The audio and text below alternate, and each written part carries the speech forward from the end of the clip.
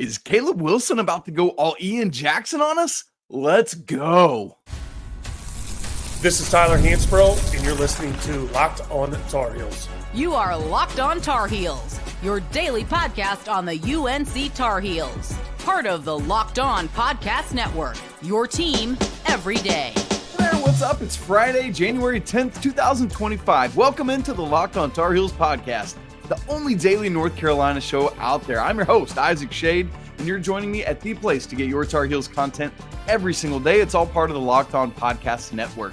Thank you so much for making us your first listen or watch of the day. And I want to extend a special welcome to our everydayers, the Locked On Tar Heels insiders, and our great Locked On Tar Heels Discord family. Let's get right after it. This episode is brought to you by FanDuel. From big upsets to game-winning drives, the NFL playoffs are better with FanDuel. New customers, you can bet $5 and get $200 in bonus bets guaranteed when you start things out at FanDuel.com.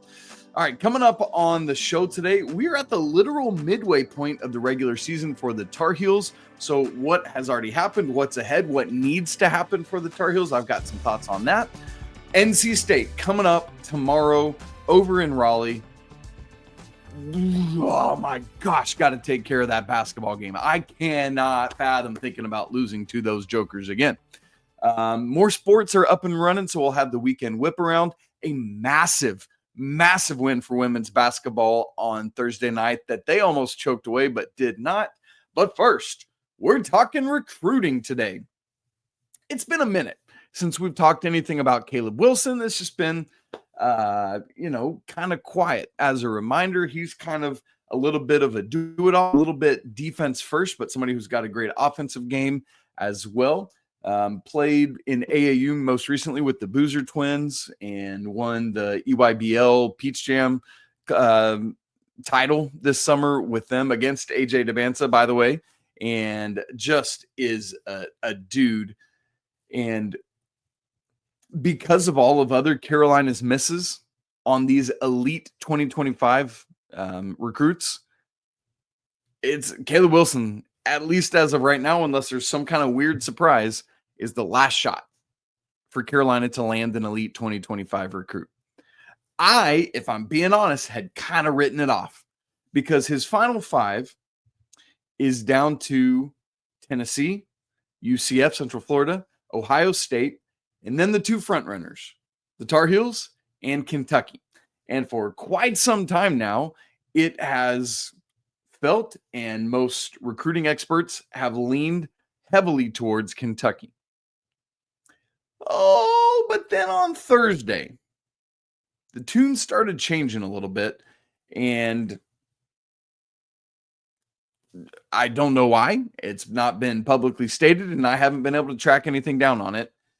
Things started to shift, and there was movement for North Carolina with Caleb Wilson. And so that's why I say, are we going to get an Ian Jackson all over again? Because let's remember, Ian Jackson, heavy Kentucky lean. Obviously, that was when Coach Powell was still there. And then literally the day of his recruitment, we wake up and it's like, all right, we'll be tuned in, but whatever, it's going to be Kentucky.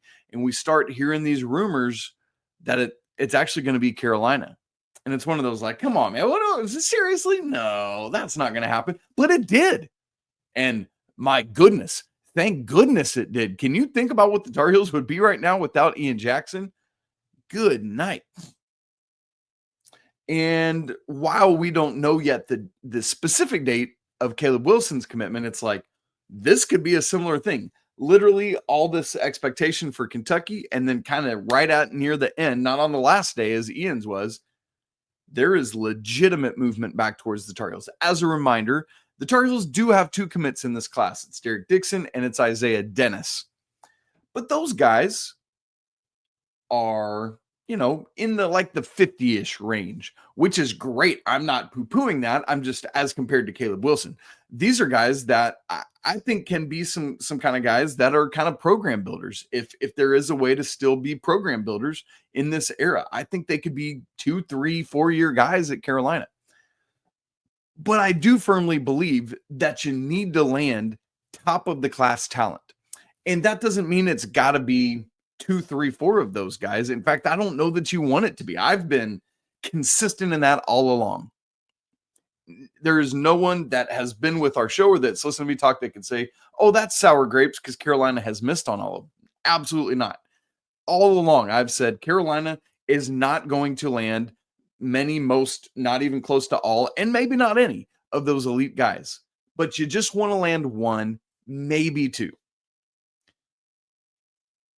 And Carolina obviously has two this year in both Ian Jackson and Drake Powell, and that's been great. But you got to have this pairing of experienced talent with bringing in maybe a couple transfers that have experienced talent that can fill some roles that you have identified specifically. But then you need like a dude that's a freshman, whether it's a starter, whether it's like a Marvin Williams situation, whatever it is, just having that NBA talent is critical. So my goodness, I had given up on Caleb Wilson. I just got to be honest about that. But my hope is renewed.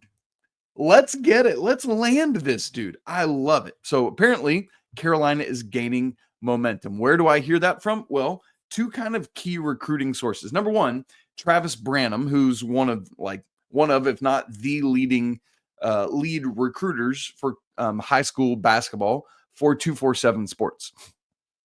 And you might be aware, I'm guessing you are if you listen to this show, but just to make sure everybody's up to date, what 247 does is when one of their experts wants to log a prediction for where a player will go, they call it a crystal ball. Well, Travis Branham just put up a crystal ball for Caleb Wilson to North Carolina, but then he took it down.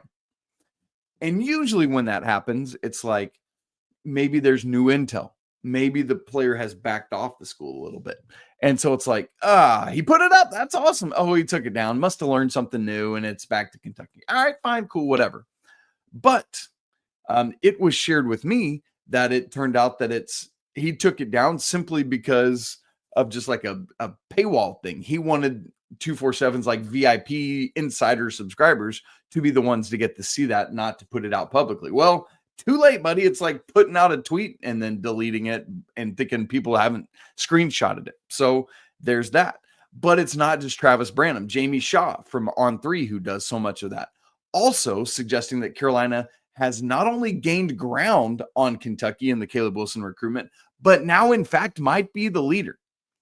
And so when you have these two guys, both Travis Branham and Jamie Shaw, saying these kind of things, I mean, you don't want to put the cart before the horse, but how can you not but get your hopes up? I'm letting myself lean into it, man. Why not? I would rather have the hope and wind up being disappointed than not feel and be numb like so many people can be. So it's promising. But let me also say this about Caleb Wilson's recruitment, if you've not been tracking with it. With Caleb Wilson, everything with his recruitment has kind of been a little bit unpredictable, a little bit all over the place, a little bit whatever school he's at, that school is made to feel like, that's home and that's where he's going. And I don't think he's doing that manipulatively or in a bad way. I legit think he's just really appreciates wherever he's at and tries to envision himself being there. That's my read on it. And so he's the kind of guy that's like, until he has signed and is coming and is on campus, I'm not going to celebrate even when he verbally commits, if he verbally commits to Carolina. And maybe some of that is some like G.G. Jackson leftover PTSD, right? For where he had verbally committed but backed out, or Simeon Wilcher, right? Like those kind of things resonate with us. And so I think it's hard to trust it until they're actually here and doing it. But we'll see. So as for a timeline of when Caleb Wilson will actually commit, previously in December, he had said it was going to be sometime in January. Well, we sit here a third of the way into the month. So there's about 3 weeks left in January. Will he hold to that timeline? I don't know. But I think it's reasonable to assume that we're going to know the answer to the conversation we're having right now in the next 3 weeks. Will Carolina wind up landing an elite player in the class of 2025? And if so, depending on other personnel, that could be your starting four next year. And that would be awesome. I would love to have Caleb Wilson. And, you also got to think with losing out on AJ DeBansa, there's probably a hefty amount of that because all the reporting was that Carolina had done what they needed to do NIL wise to be in the game with AJ. And that money didn't go to him. So Carolina's got it in the coffers and has the ability to spend. Will Caleb Wilson be a Tar Heel? We don't know, but I'm encouraged, and I would love to see another Ian Jackson situation. Just anytime you can steal away from Big Blue Nation, it just makes me happy, baby. Let's go. Let's get Caleb Wilson. All right. We are at the literal midway point for the North Carolina men's basketball team's regular season. This year, with the extra game because of playing at Hawaii, Carolina playing at Hawaii, not at Maui. I'm making a differentiation there. Carolina is able to play 32 regular season games in 31. They played 16, got 16 more to go. So what has happened, what needs to happen going forward, I've got some ideas. I'll share them with you in just a second. Right after I tell you about TurboTax. Oh, man, it's January, and we are February, March, April, 3 short months away from tax day. You got to get on it. And it's always like, I don't know about you. I often procrastinate, and I got to get it done because a lot of it's because it weighs on me. But what if you didn't have to worry about that? Well, that's the thing of the past now, because thanks to Intuit TurboTax, you have the opportunity to do this in a less stress-free way. And boy, does that make me happy. You see, taxes don't have to be complicated. TurboTax is here to change the game by matching you with a turbo expert who can get to work on your return right away. No more waiting for answers. No more wondering if you're missing out on deductions or money that's out there. Whether you've got one form or 20, TurboTax experts give your taxes their undivided attention while you get real-time updates on their progress. That's super cool. Like, I love that when I order a drink or meal, like a Starbucks drink or meals, and it's like you can see how it's going in the app. That's what TurboTax does, man. It's super cool.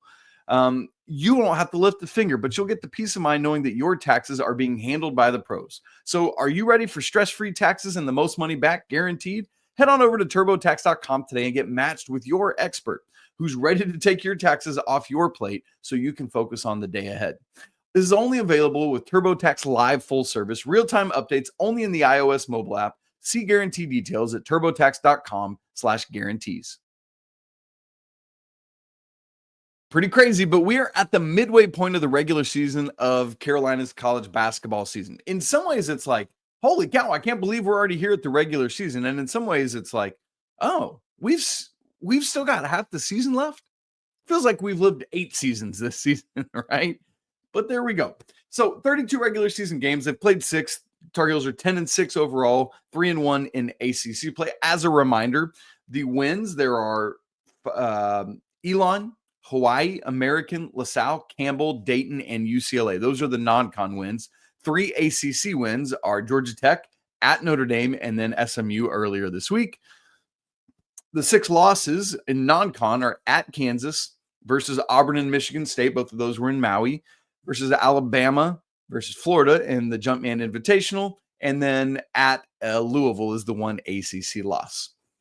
And so I was like, what how does that compare, this 10-6, 3-1 record, back to recent seasons? Like, when was the last time Carolina was this, a 10-6 or worse record through 16 games? And the last time for that was the 2019-20 season. That's the Cole Anthony season. And that was just a lost season, if we're being honest.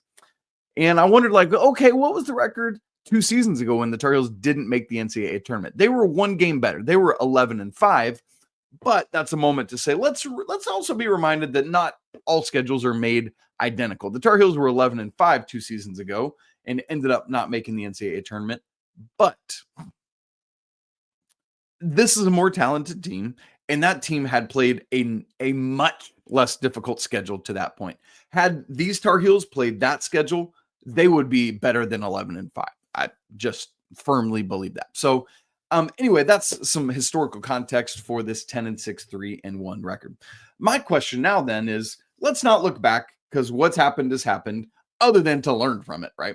What I want to do is look ahead. Carolina's got 16 games. What do they need to do to make the NCAA tournament? And I'm not counting ACC tournament wins in that, because who knows what Carolina's seed will be, who all they'll play. I just want to look at the 16 games of the regular season. So again, 3-1 in ACC play. They have played 2 games at home, 2 games on the road in ACC. The 2 home games, Georgia Tech, SMU. The 2 road games, Notre Dame and Louisville, and another road game coming up Saturday at NC State. So I was curious about this. In these final 16 games, what does Carolina need to do? What record do they need to achieve to make the NCAA tournament? So I put up a poll, both on YouTube and Twitter, because I was curious to see what people would do. I gave 4 different options because that's all you get. So I said 9-7 or worse down the stretch, 11-5 or 10-6 was another paired option, 13-3 or 12-4 paired option, and 15-1 or 14-2 as another paired option. And I guess kind of not surprisingly, the bookends were what people didn't take. In fact, in both polls, the 9-7 was the fewest vote getters, meaning people think that wouldn't be enough to get Carolina in the tournament. Also, the second fewest votes in both polls was the 15-1 or 14-2 finish, meaning people don't think that Carolina has to do that well down the stretch. It'd be great if they did, but they don't have to do that to get in the NCAA tournament. And the majority of the votes came to the middle 2 options, but the 11-5 or 10-6 was what came in third in all the polls. In the Twitter poll, it got 27%. In the YouTube poll, it got 26%. So pretty balanced and even there. The most votes in the Twitter poll, this got 63%. In the YouTube poll, this got 55%, is people saying that Carolina needs to finish their final 16 games either 13-3 or 12-4, meaning that the rest of the way, Carolina could only take 3 or 4 more losses in order to make the NCAA tournament. Again, not accounting for who those losses are against or who those wins are against or what happens in the ACC tournament. I recognize there's some variability there. But if Carolina did that, 13-3 or 12-4, that would mean they'd either finish 23-9, 16-4 in ACC play, or 22-10, 15-5 in ACC play. And so when you look at those records, it's like, okay, that feels pretty good to me. And it's not like that would be, who knows what seed that is. I'm just saying, get in the tournament. That's it. That's all we're talking about and looking at. And for me, I went ahead and made my own prediction for myself before I put up those polls, or at least before I looked at the results. And I said, I think Carolina needs to go 12-4 down the stretch, meaning finishing 15-5 in ACC play or better would be fine. I'm just saying this is the baseline for me, and finishing 22-10 overall or better would get them in. So the poll results in I line up, meaning Carolina can only take, again, about 3 or 4 more losses in the regular season to get into the NCAA tournament. So what might those losses be? Well, I went and checked out KenPom and Torvik, both of which project and predict every game. There are, again, 16 remaining games, and they were pretty close, KenPom and Torvik, on what, projecting what those losses and wins would be. They were both aligned on Carolina being the underdog at Pitt, at Duke, at Clemson, and hosting Duke. That was KenPom, 4 losses. At Torvik, it was the same, except they also had Carolina as an underdog at Florida State. So that's where things stand. Obviously, that's just predictive models looking into that and guessing what it'll be. But the predictive models show about the number of losses that we're saying Carolina needs to stay within in order to make the NCAA tournament. So assuming they do what the predicted models say they'll do, which obviously one is on paper, one is on the floor, and who knows? But I think we know what the deal is. We know where things stand. So you can almost count. It's almost like you got 4 losses to play with, basically. And each time you no-show, that takes one of those away. Each time you don't communicate on defense, that takes one. You know what I'm saying? Like, you know what you got to do. Like, it's a very tangible, finite thing to look at and say, oh, we can't screw around or we're done. That's what Carolina is. And that's the margin that's been taken away because of the losses in non-con play. So what's it going to take to do this, to finish the regular season with a 12-4 record or better the rest of the way in ACC play, which is very achievable. I truly believe if this team can live up to its ceiling is the roof. Here are 6 just very quick things that need to happen. Number 1, communicate. Coach Davis has said that this is one of the most, if not the most silent team he's ever worked with. But the past 2-ish games, so the Notre Dame game and the SMU game, he has praised their communication, saying, yes, We have not achieved it, but we're doing better. If you watch the game Saturday at NC State, we get HD these days, so you can see the mouths. Watch their mouths talking. When Carolina's on defense and Jay Wash is in the game, watch him talk and direct traffic. He's doing better. So communication, that's got to keep growing. Number 2, goes hand in hand with communication. Defense. Carolina's defense was much improved against SMU. I thought they had some good moments against Notre Dame. Still very much a work in progress. Hear me not saying at all that Carolina's there, but it's growing. Getting Seth Trimble back is obviously massive in that equation. Defense has to keep taking steps if Carolina wants to get 12-4. Number 3, we need the consistent Elliot Cadeau.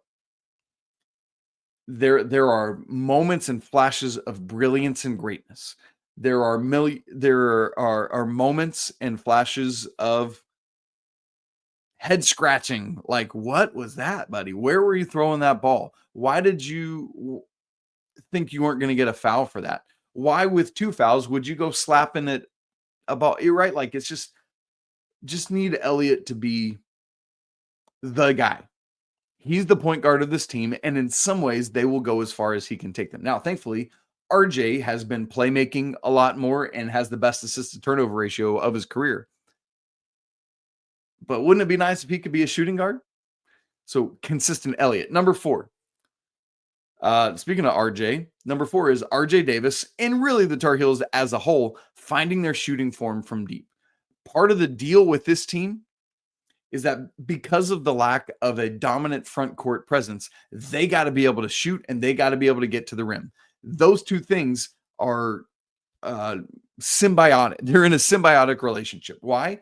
Because if you're hitting from outside, it's going to draw defenders out, and then boom, you're by them. Similarly, if you're finishing at the rim, they're going to respect your drive, and you have more room to operate from deep. Unfortunately, RJ is not shooting at RJ levels. Unfortunately, this team is shooting about 32% from 3. A great shooting game against SMU, 11 for 22 for 50%. They got to keep taking those kind of steps. And they don't got to be 50% every game, but if they could be 37 to 40% pretty consistently, that would be great. So it's not just RJ, it's Cade Tyson. We got to see him hit shots. But it is RJ, I think, chiefly. Number 5, the continued emergence of Jalen Washington, I think, is important. With strong minutes from the rest of the front court. We need to see it from Van Allen Lubin. We need to, James Brown has been getting a couple first half minutes the last couple games. Jay Witt, man, be the good. Speaking of consistency, man, just need the uber athletic version of Jalen Withers. Do that. And then number 6, the freshman takeover. The emergence in the last 4 or 5 games of not just Ian Jackson, man, but Drake Powell as well, I think is changing the ceiling for this team. Now, because they're freshmen, the floor kind of, it stays a pretty wide margin of the outcomes of this team, but the ceiling is going up, and that's encouraging. So I just want to see those guys keep leaning into it, keep owning it, and just keep getting better and better and better and better. So those are 6 things. And while we're at this halfway point, let me also say this to myself and to all of you watching and listening. I know that this team has not achieved, from a wins and loss standpoint, the things that we would have hoped or desired or wanted for them. But part of being a fan of a team in any sport at any level is like marriage vows. Through thick or thin, through sickness and health, whatever it is, be all in with this team.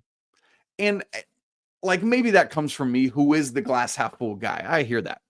And that doesn't mean we can't critique. It doesn't mean we can't ask questions and those kind of things. But what's the heart with which you do that? What is, are you trying to be a turd, or are you just like, hey, I think we could grow in this? There's a way and a time to handle that. To not be berating these young men on social media, things like that. So I just want to say to me and to you, half a regular season still to go. Let's be all in for these guys. Let's make it happen. All right, there you go. Halfway point and my thoughts on it. Coming up, Carolina's at NC State tomorrow. Got to get this win, both for resume stuff and because it's stinking NC State and Roy Williams wants us to do it. So we're going to get a quick preview for that because we got a lot to get to, plus some weird Bill Belichick rumors, weekend whip around, all that coming up in just a second. Right after I tell you about FanDuel. From big upsets to game-winning drives, the NFL playoffs, man, they're just better with FanDuel. Because right now, new customers can bet $5 and you get $200 in bonus bets guaranteed. That's right, win or lose, your first $5 bet is going to net you a $200 bonus bet offer. The FanDuel app gives you everything you need for live bets, for same-game parlays, and so much more. I was going to check out, like, okay, as things are progressing, what are the ACC regular season champion odds? We were just talking about the regular season at FanDuel. Unfortunately, Duke is even gaining a bigger lead in these odds. They are now minus 750 to win the ACC regular season. Clemson is second at plus 1,000, and the Tar Heels have actually jumped back into third at these odds, but it's pretty steep, plus 2,000. So if you want to get in on that action, or anything else, coming up tonight, we got Texas and Ohio State. They've got great parlays and other stuff for that. Get started with $200 in bonus bets at FanDuel.com. Make the playoff season unforgettable with FanDuel, an official sportsbook partner of the NFL. All right, gang, we still got a lot to get to, so I'm going to kind of fly through this preview of NC State. We won't go quite as in-depth as we maybe often do, but we'll obviously hit a bunch in our recap after the game tomorrow. So make sure you're locked in for the live post-game reaction. If you haven't subscribed to the show on YouTube, make sure you do that and hit that bell notification. That'll make sure you get notified. All right, good. So here we go. NC State, big picture. Time to beat these chumps. They've beaten us, 4 times in a row on the football field now. Carolina obviously has a great history of beating NC State on the basketball court, but the enduring memory I have in my head right now is the ACC championship game where we just had nothing. And NC State was on that crazy run that took them all the way to the Final Four, which, you know what? Good for them. That's kind of cool. But I hate it because it's NC State, right? Like most other teams, I would be behind it, but that was tough. It was tough to watch. I was glad they knocked off Duke, but I detested losing to them in the ACC tournament championship. So I'm ready for some revenge. Carolina at NC State tomorrow, January 11th, 4 p.m. Eastern on ACC Network. No FanDuel line yet, but the KenPom line, Carolina favored by 5, 80-75 is what the KenPom model predicts. The all-time record, I'm laughing because it's so insane. Carolina, 166 wins, NC State, 81. And yes, if you're doing quick math, that is more than double of NC State wins that Carolina has. Woo-hoo-hoo. You love to see things like that happening. Head coach Kevin Keatts, it's his 8th season. Look, if he hadn't done what he did, I think we'd be seeing a different coach this season at NC State. As it was, some contractual things kicked in, and he's still there. NC State picked 8th in the ACC preseason poll. Right now, they're 113th in the net. Yikes. 96 at KenPom. 79th in offensive efficiency, 120th in defensive efficiency. By the way, going back to the net, this is a quad 2 game. Wolfpack 9-6 this season. Best non-con wins. What I'm about to say is not a joke. Their best win of the non-con slate was beating William and Mary, who at the time was ranked at KenPom 179th. Literally every other non-con win they have is against teams that are ranked 250th or worse at KenPom. Yikes. Their ACC wins are at home to Florida State in overtime and at home against Notre Dame. Their non-con losses, they truthfully don't have any bad losses. They lost to Purdue on a neutral, BYU on a neutral, at home against Texas, and at Kansas. All fine losses. And their ACC losses are at Virginia and at Wake Forest. So far, 2-2 in ACC play, 2 home wins, 2 road losses. Carolina's got to play them at home. So that's the thing. Statistically, nothing really stands out to me about NC State. They're just kind of like, yeah, okay, fine. In every statistical category, right? There are some where they're slightly better. There's some where they're slightly worse, but there's nothing that's just like, ooh, they're elite at this thing. It's not there. Usual starters. Obviously, DJ Burns is gone. They had back-to-back seasons of these like dynamic transfer portal guards that they had gotten. None of that is there this year. It is a different team.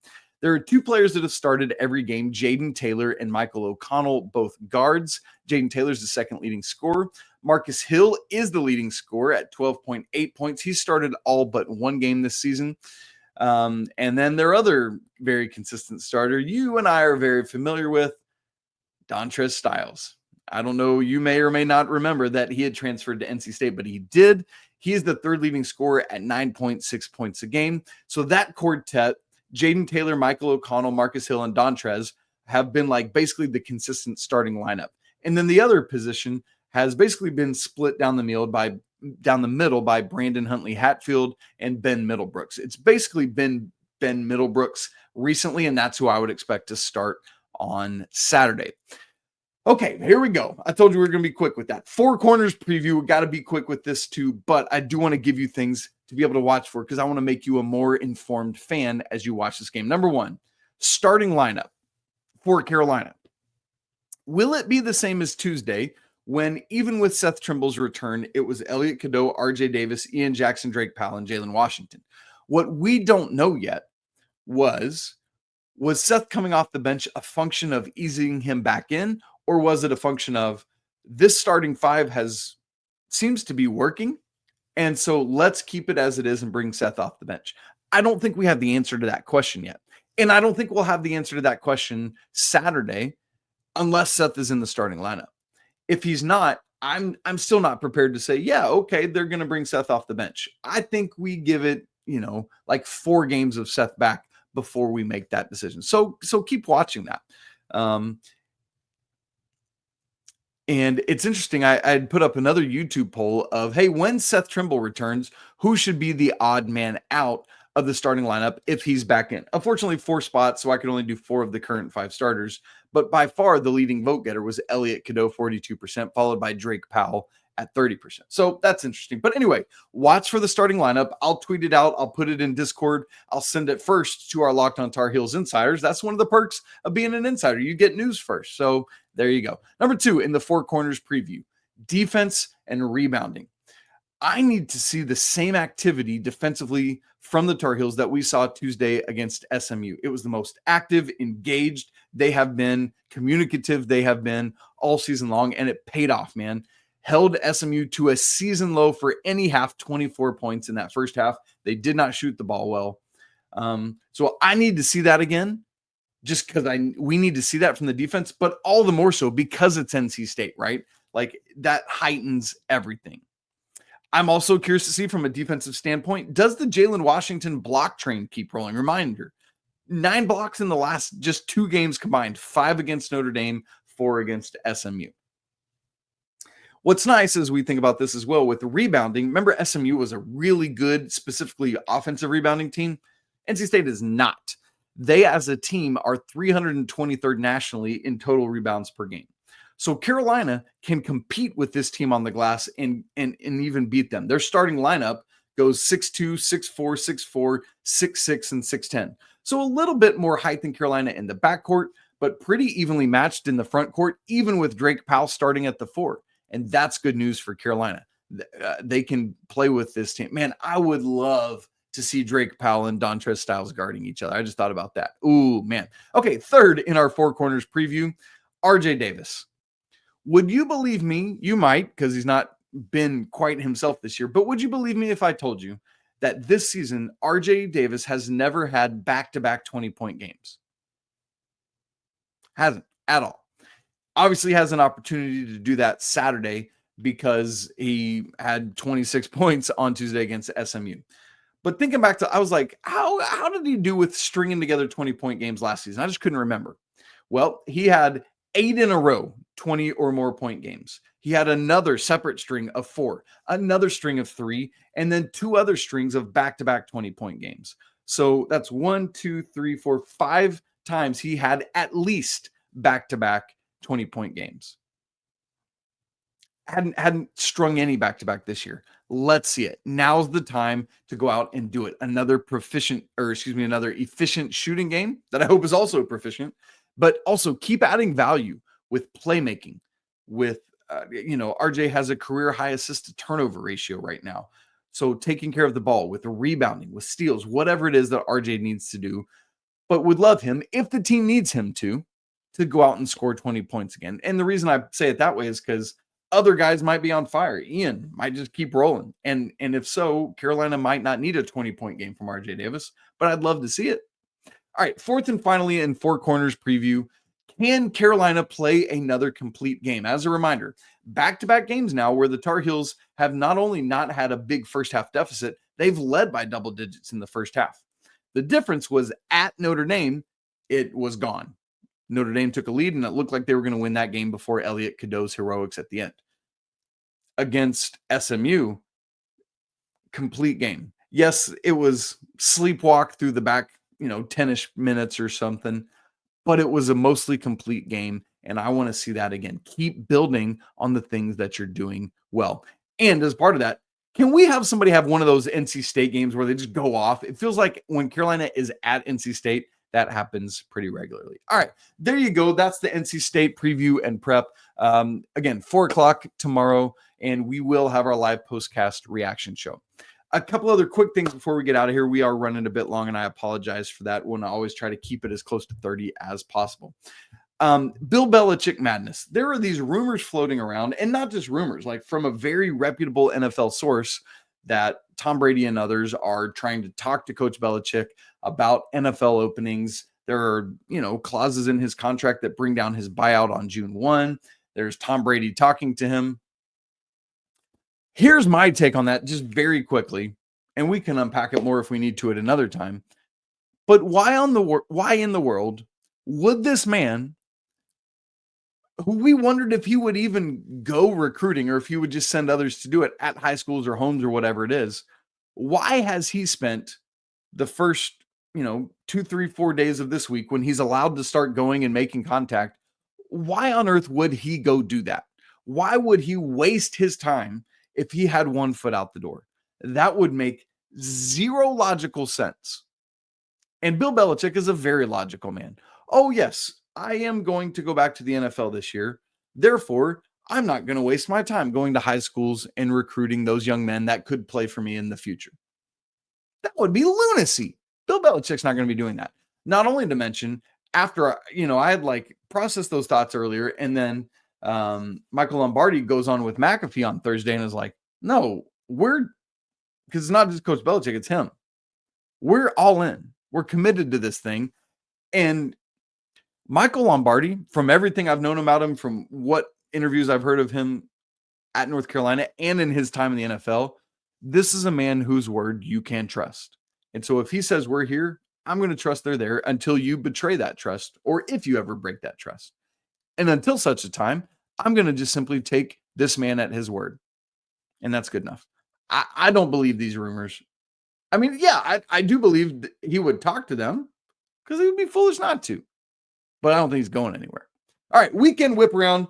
Carolina women knock off number 14 Duke on Thursday night, 53-46 in overtime. Yes, an overtime game only had 99 combined points. Carolina now 14-3 overall, 2-2 in ACC play. And this is a game that was very bad offense, very good defense, or some combination of the two in the first half.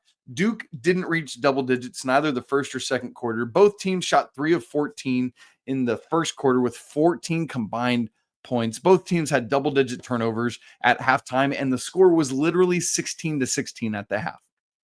But then the third quarter happened.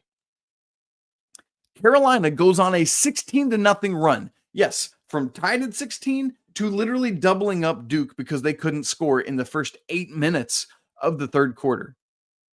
But then Duke scores 10 minutes in the final minute 50 seconds of the third quarter to get within 6. And then they get all the way back and tie it up.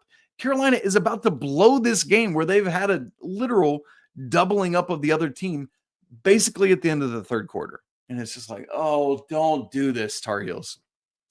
It gets to overtime, and Carolina does what they need to do, get the win. Again, because we're short on time, I'm not going to get into all the details, but that was more stressful than it needed to be. But anytime you get a win against Duke, you'll take it. Next up, they host Boston College Sunday, 2 p.m. ACC Network. Wrestling, first ACC action tonight, 5 p.m. versus Virginia Tech, ACC Network. Swimming and diving is also against Duke. That's today, also 5 p.m. for both, ACC Network. Gymnastics also starts today. That one's down in Tuscaloosa at Alabama. 8 p.m. on SEC Network Plus. Great that gymnastics is getting going. Also getting going this weekend is women's tennis. Season opener Sunday against James Madison at 11. And then later on Sunday, they play Campbell at 3:30 p.m. Woo! Okay, there you go. There's the weekend whip around. Cannot wait for this game tomorrow. Please, dear goodness, take care of the Wolfpack and demolish them. We will be together live on YouTube after that. Make plans to join us. If you haven't subscribed to the show on YouTube, do it. Help us get to 10,000 subscribers in 3 years. We are just like a little over 400 subscribers away from that, and we got about a month and a half. If you haven't subscribed, do it. If you have a friend that hasn't subscribed, bring them and say, just click this button. I'll give you a muffin or a Bojangles biscuit or something, right? Yes, love it. Thank you for your help with that. If you haven't subscribed or if you haven't joined the Locked On Tar Heels Discord, we'd love to have you in there. It's a great place of Tar Heel fans just talking Carolina stuff and other random stuff all the time. Free to join, links in the show notes. Also join the Locked On Tar Heels Insider program. That link is in the show notes as well. Always a great day to be a Tar Heel. We'll be right back together tomorrow after the game, hopefully celebrating and not having a therapy session. I can't wrap my brain around that. But until then, peace.